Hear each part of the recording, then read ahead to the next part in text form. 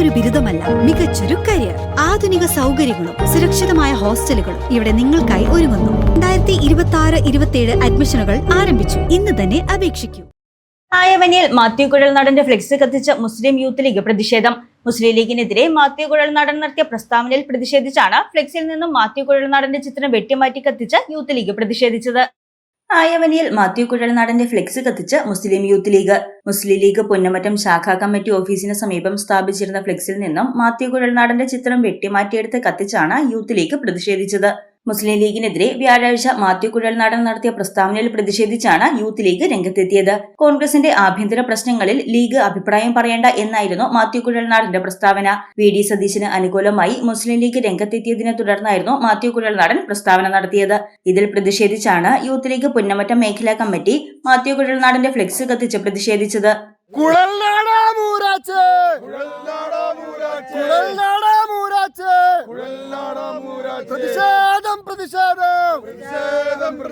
Youth ലീഗിൻ പ്രതിഷേധം.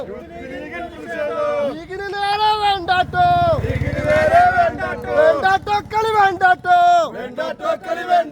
ലീഗിന് നേരെ പോരിന് വന്നാൽ വീട്ടിൽ കയറി ഇരുത്തും ഞങ്ങൾ.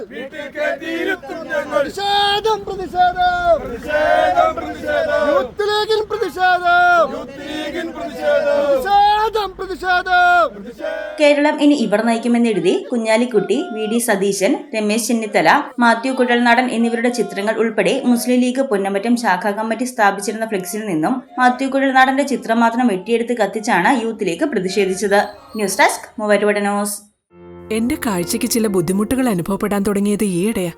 ആദ്യം ടെൻഷനായി. മകളാ പറഞ്ഞത് അഹല്യയിൽ പോകാൻ. അഹല്യയ്ക്ക് 30 വർഷത്തെ പാരമ്പര്യവും വിശ്വസ്തതയുമുണ്ട്. അഹല്യയിലെ വിദഗ്ധരായ ഡോക്ടർമാരുടെ ചികിത്സ കൊണ്ട് എനിക്ക് എന്റെ കാഴ്ചശക്തി പൂർണ്ണമായും തിരിച്ചു കിട്ടി. ഇപ്പൊ എനിക്ക് ഈസിയായി വായിക്കാം. നേത്ര സംരക്ഷണത്തിന് നമ്മുടെ Ahalya. Ahalya foundation eye hospital, കേരളത്തിൽ എല്ലായിടത്തും.